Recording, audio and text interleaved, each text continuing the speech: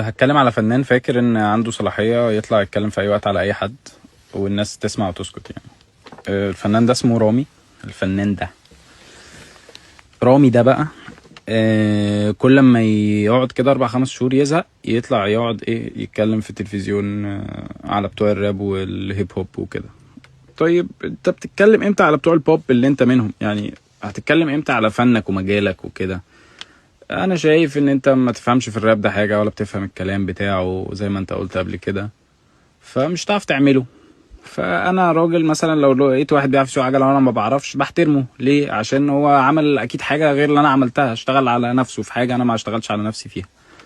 فانت ما بتقدرش الفنانين دول، انت شايفهم كده بيحاولوا يوصلوا الليفل اللي انت فيه، في حين ان هم اوريدي معديينك. انت مش رقم 2 يا رامي، انت رقم يعني 19 مثلا. انت بعيد قوي يعني، بجد.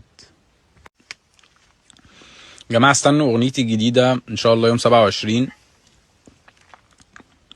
اغنيه مش هقول لكم هي عباره عن ايه بقى. استاذ رامي بقى ممكن يقول لنا، يشرح لنا بقى بعد ما الاغنيه تنزل، يشرح لنا الاغنيه دي عباره عن ايه لو فهم.